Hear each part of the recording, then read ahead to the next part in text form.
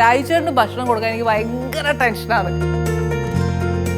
ഞാനൊക്കെ അഭിനയിക്കാൻ തുടങ്ങാൻ വരുമ്പോഴത്തേക്കും ഹീറോസിൻ്റെ ഒരു ഫുഡാണ് ഏറ്റവും സങ്കടം വരുന്നത് യൂണിറ്റുകാരുടെയും ബാക്കിയുള്ളവരും. അപ്പോൾ ഞാൻ അന്ന് വിചാരിച്ചത് എന്തെങ്കിലും എൻ്റെ മനസ്സിൽ കൊടുക്കുകയാണെങ്കിൽ ഹീറോ ഒരു ഓറഞ്ച് ജ്യൂസ് കുടിക്കുമെങ്കിൽ എൻ്റെ സെറ്റിൽ എല്ലാവരും കുടിച്ചിരിക്കും. ഒരു നല്ലൊരു കെമിസ്ട്രി ഉള്ള ഒരു ആക്ടർ ഏതാ?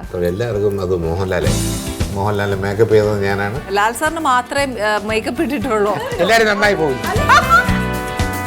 പിറ്റേ ദിവസം രാവിലെ എനിക്കൊരു കത്ത് ശ്രീനിവാസൻ്റെ, രാജു എന്നോട് ക്ഷമിക്കണം, പൊന്മുട്ടയെടുത്ത തട്ടായിരുന്ന ചിത്രത്തെ അഭിനയിക്കാൻ ഞാൻ ഗുരുവായൂർ വന്നു. പിന്നെ ചില ലോറികൾ മഹാറാണി ഹോട്ടലിന് മുമ്പ് നോക്കി മണിയമ്പിള്ളരാജ് സാർ ഏത് റൂമിൽ ഗുരുവായൂരിന്നൊരു കവർ തന്നു വിട്ട് 2 സീൻ.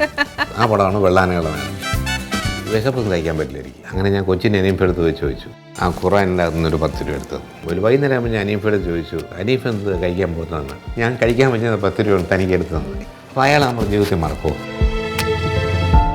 ആനീസ് കിച്ചൺ വെള്ളിയാഴ്ച രാത്രി 8 മണിക്ക്.